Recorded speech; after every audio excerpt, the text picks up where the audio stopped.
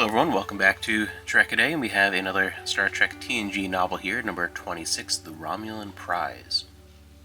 A deadly Romulan warbird leads the Starship Enterprise into a deadly web of treachery.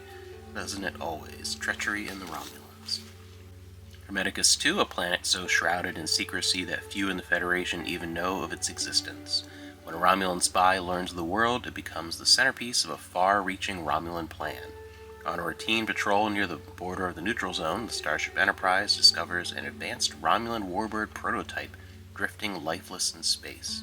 Investigating the vessel, Captain Picard is drawn into a plot that threatens the very foundation of the Federation.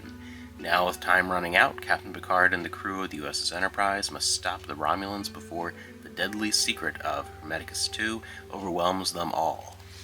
A good little Romulan story, very fitting to the structure of what you think of a TNG era Romulan story, and I always like that. I always felt very strongly that one of the big problems with Generations, as much as I love that movie, there are things about it I don't like, and one of them was it always felt ridiculous that the villains who end up destroying the beloved Enterprise D were Lursa and Bator. That never sat right with me. I like them as villains, and I enjoy some of the Klingon power struggles. I really love a lot of that, but I felt like it needed to be something very specific to TNG and specific to the challenge, something that relevant to Picard. Like if the Enterprise D was going to be destroyed, I always felt like it should have either been the Borg or the Romulans. I always felt like the Romulans would have been the most appropriate, and I think it's always kind of underplayed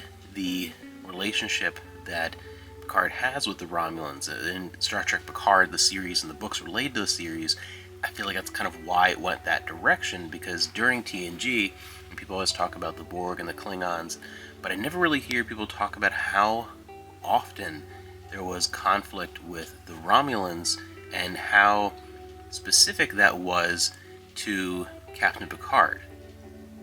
People like Tomalak, and there's so many different characters throughout TNG. The Romulans was that ever-present, tense kind of Cold War situation with them, and I felt like that always worked very, very well. A lot of my favorites, and this again, it's just a good little Romulan story, but it always brings to mind how I felt that TNG really has so much more Romulan influence in the DNA of that series than I think is usually thought of, and I always felt very strongly that that's kind of what should have happened with the Enterprise D. If you're going to destroy it in that first movie, it should have been the Romulans.